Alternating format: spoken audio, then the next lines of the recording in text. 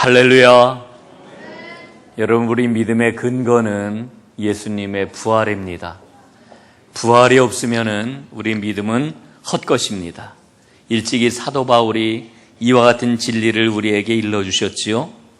예수님께서는 십자가 위에서 죽임을 당하시고 무덤에 장사되었지만은 사흘 만에 살아나셨습니다.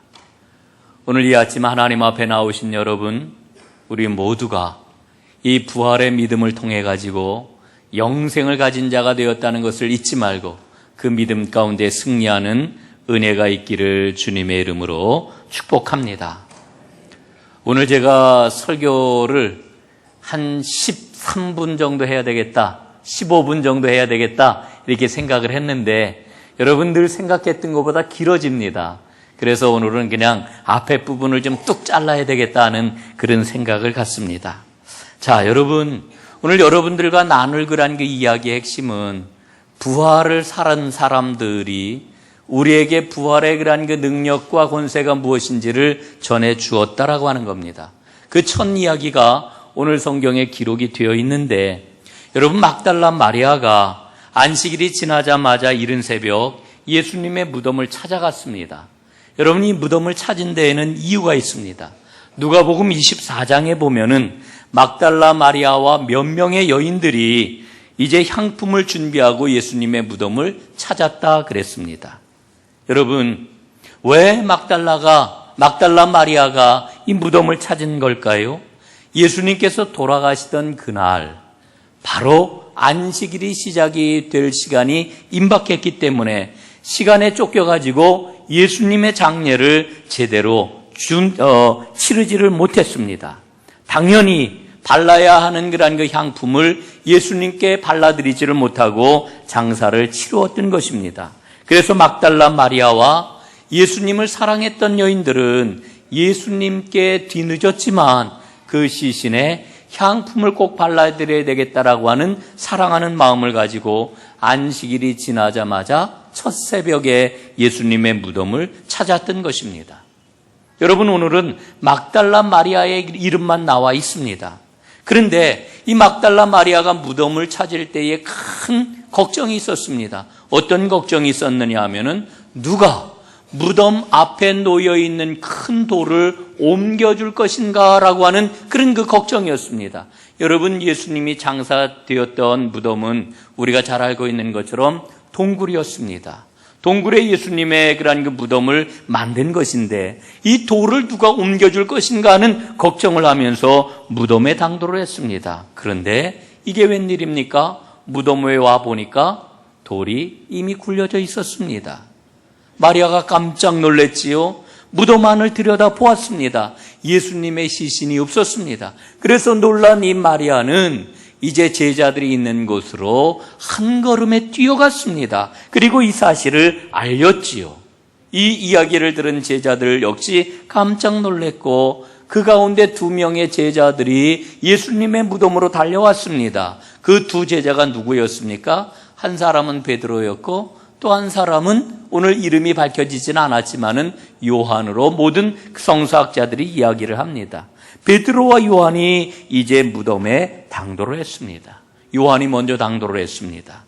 그는 무덤 안으로 들어가지를 않고 몸을 굽히려가지고 무덤 안을 이리저리 살펴봅니다. 나중에 헐레벌떡 뛰어온 베드로는 뒤도 돌아보지 않고 무덤 안으로 쑥 들어갔습니다. 들어가서 예수님의 시신이 놓여 있어야 할 곳을 보니까 예수님의 시신은 없고 뭐만 있었다고 그래요? 세마포만 있었다. 성경이 일러주고 있습니다. 여러분, 오늘 막달라 마리아와 제자들은 예수님의 빈 무덤을 보았습니다. 빈 무덤. 그렇다고 해서 이들이 부활하신 예수님을 만난 것도 아니었습니다. 여러분, 오늘 본문에 보면은 보았다라고 하는 단어가 4번에 걸쳐 사용이 되고 있는 것을 봅니다. 1절에 보니까 무덤 입구에 있어야 할 커다란 돌이 옮겨져 있는 것을 막달라 마리아가 보았다 이렇게 기록되어 있습니다. 또 5절에 보니까 요한이 달려와 무덤 안을 들여다보았을 때에 시신 대신 세마포가 놓여져 있는 것을 보았다 그랬습니다. 6절에는 베드로가 세마포와 수건이 따로 놓여 있는 것을 보았다. 이렇게 기록되어 있고 8절에는 요한이 무덤 안에 들어가서 무덤 안의 상황을 보았다. 이렇게 말씀을 합니다. 여러분, 이들은 보았는데 예수님, 부활하신 예수님을 만나지는 못했습니다. 다만 예수님의 시신이 없는 빈 무덤을 지금 보고 있는 거지요. 여러분, 오늘 이 상황을 한번 우리 마음속에 그려보았으면 좋겠습니다.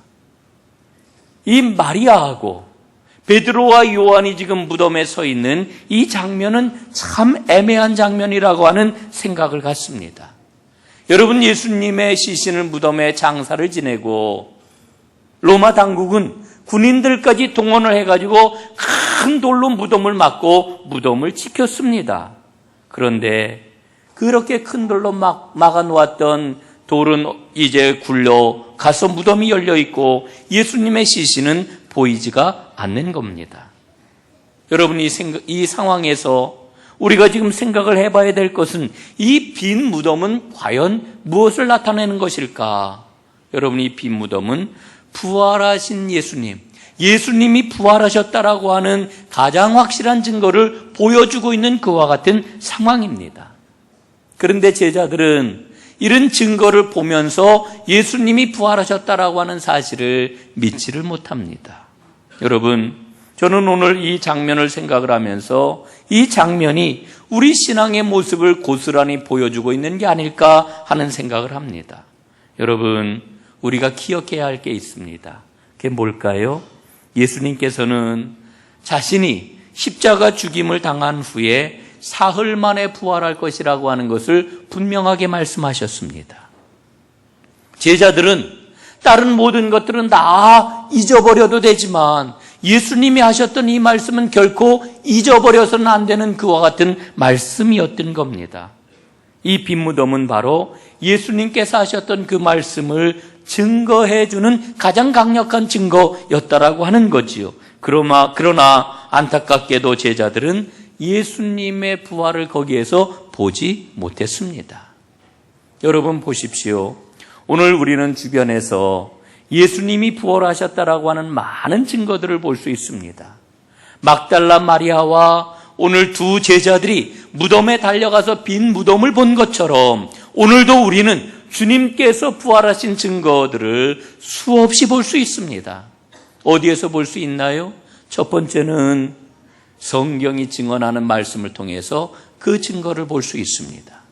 두 번째는 부활을 믿고 살아가는 변화된 신실한 성도들의 삶을 통해 가지고 부활의 두 번째 증거들을 볼 수가 있습니다. 여러분, 부활의 믿음을 가지고 변화된 삶을 살아가는 성도들의 삶이야말로 얼마나 확실한 증거입니까? 그럼에도 불구하고 오늘날 많은 사람들이 부활 이야기만 하면은 예수님의 부활이 과연 진짜일까? 사실일까? 이런 그 의심들을 하는 것을 봅니다. 여러분, 오늘 본문에 이어지는 다음 말씀을 보게 되면은 막달라 마리아가 11절에 보니까요, 홀로 무덤을 바라보며 울고 있는 장면이 나옵니다. 그때 부활하신 예수님이 나타나셔서 막달라 마리아에게 묻지요. 여자여, 어찌하여 울고 있느냐? 울면서 누구를 찾고 있느냐? 예수님이 물으십니다. 그런데 이 마리아는요, 그분이 예수님이라고 하는 것을 알아보지를 못합니다. 계속해서 딴 이야기만 합니다. 그런데 부활하신 예수님께서 마리아를 향하여 사랑스럽게 마리아야, 마리아야. 예수님이 그 이름을 불러주실 때에 그때서야 이 마리아는 예수님을 알아봅니다. 여러분, 저는 이 사실이 아주 중요하다고 생각을 합니다. 예수님께서 사랑스러운 음성으로 마리아야 불러주시고 그 부름 앞에 눈을 뜨고 예수님을 바라볼 때 예수님을 알아봤다라고 하는 이 사실이 우리 믿음 생활에 있어서 키라고 하는 생각을 갖습니다. 너무너무 중요한 말씀이에요. 여러분, 다른 곳의 말씀을 한번 볼까요? 오늘 말씀을 계속해서 읽어 내려가면은 19절 이하에 안식일 저녁, 그날 안식일 이후 첫날 저녁이지요. 제자들이 모여 있는 곳에 예수님이, 부활하신 예수님이 나타나셨습니다. 제자들은 얼마나 두려움에 떨고 있었는지 몰라요. 여러분 보십시오. 비어있는 빈 무덤은 예수님의 부활을 나타내는 강력한 증거였는데 제자들은 거꾸로 시신이 없어진 그와 같은 상황을 보고 오히려 더 큰 두려움에 지금 떨고 있습니다. 문을 꽁꽁 잠가 두고서는 앞으로 우리는 어떻게 될까? 막 이 무서움 가운데 떨고 있는데 예수님이 나타나셔가지고 이렇게 말씀하시지요. 너희에게 평강이 있을지어다. 그리고는 못 박혔던 손과 발을 보여주십니다.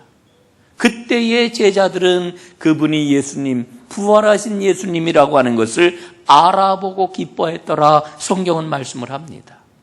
여러분 지금도 이 상황에서도 예수님을, 부활하신 예수님을 제자들이 어떻게 알아보았습니까? 너희에게 평강이 있을지어다.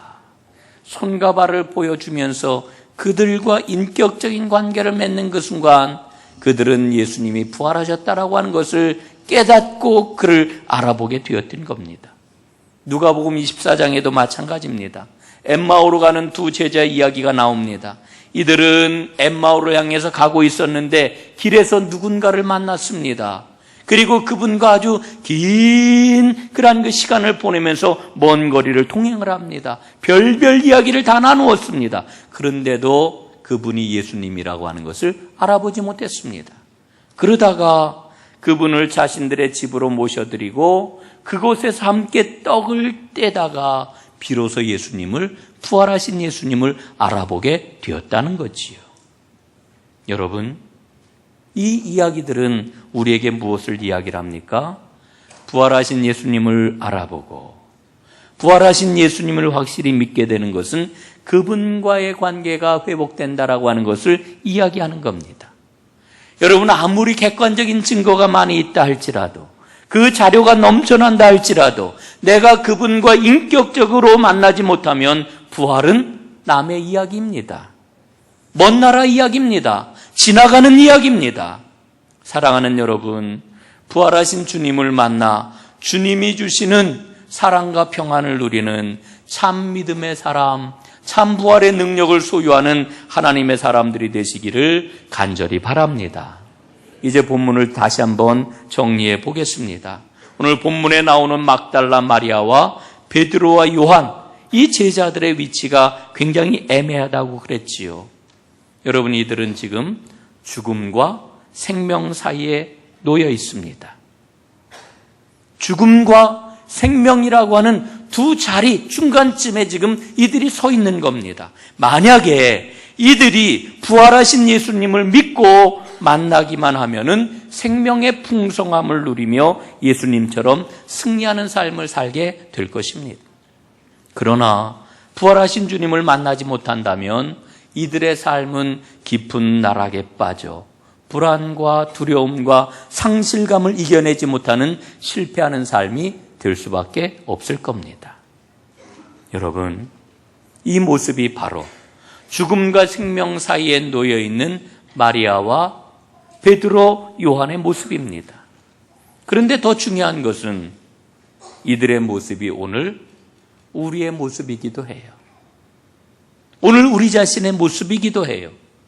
여러분, 오늘 성경 말씀을 읽어보면은 다행히도 막달라 마리아와 베드로와 요한은 부활하신 예수님을 만났잖아요.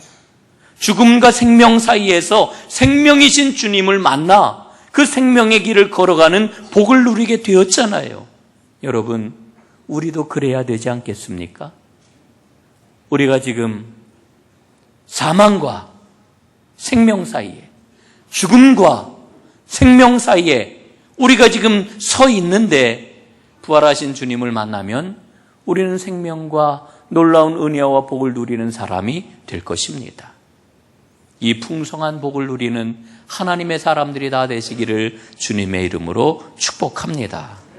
여러분, 마지막으로 부활하신 예수님께서는 제자들에게 갈릴리에서 만나자고 말씀을 합니다. 갈릴리는 복음이 시작된 곳입니다. 주님과 처음으로 사랑을 나누었던 자리입니다. 동시에 이 갈릴리는 세상에서 가장 낮고 보잘것없는 천한 사람들의 자리이기도 합니다. 그런데 부활하신 생명의 주님께서 부활하시자마자 가시는 곳은 바로 이 갈릴리입니다. 세상에 가장 낮고 천한 자리, 아픈 자리, 눈물이 가시지 않는 그와 같은 자리로 예수님이 가십니다.